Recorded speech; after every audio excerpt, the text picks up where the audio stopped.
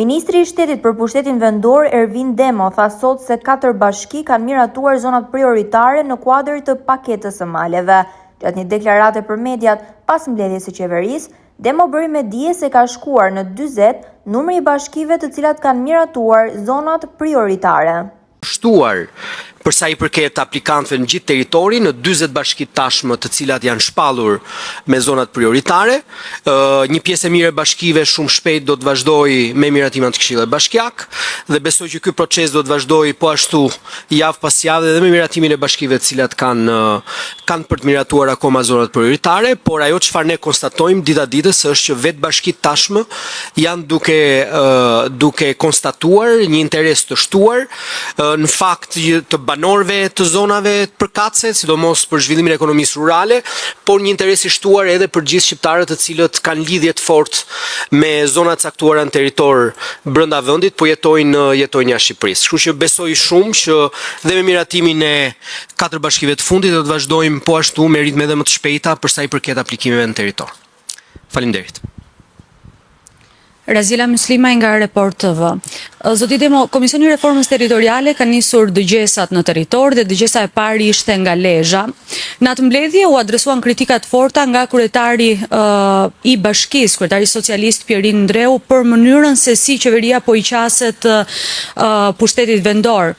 Pati kritika dhe akuza, mund të them, se po uzurpohen sipas tij kompetencat e pushtetit vendor dhe bashkitë po kthehen në xhepat të qeverisë. Konkretisht ishin 3 shqetësimet e tij: centralizimi i ujësjellësit, pra ju hoq si kompetencë bashkive dhe i kaloi Ministrisë Infrastrukturës, po ashtu edhe fakti që stacionet e plazhit menaxhohen tashmë nga ministria dhe jo më nga bashkitë, pra lejet jepen nga ministria, por një tjetër kritik ishte edhe kufizimi i bashkive për të dhënë leje ndërtimi për godinat mbi 6 kate.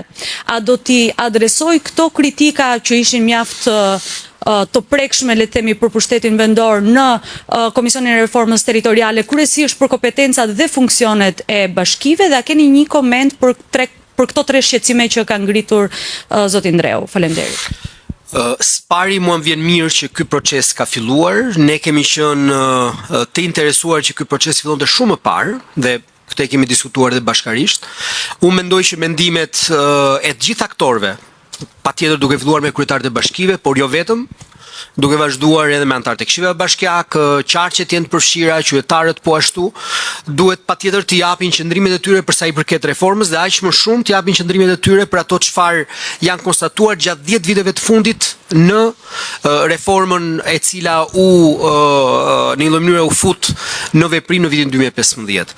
Unë besoj që ka shumë për diskutuar për shumë prej çështjeve që dhe kryetari i Bashkisë Lezhë ka ngritur. Ajo çfarë unë di të them është që pikërisht reforma territoriale dhe Komisioni i posaçëm është aty për të adresuar shpeshherë disa elementë që kanë të bëjnë me funksionet e bashkive. Unë e kam përmendur, po ashtu e kam analizuar faktin që funksionet e bashkive janë shumë të rëndësishme për të marrë në konsiderat. Duhet shkoj përtej debati thjesht numri i bashkive më shumë apo më pak, por fakt duhet fokusuar tek ato cilat janë funksionet e bashkive.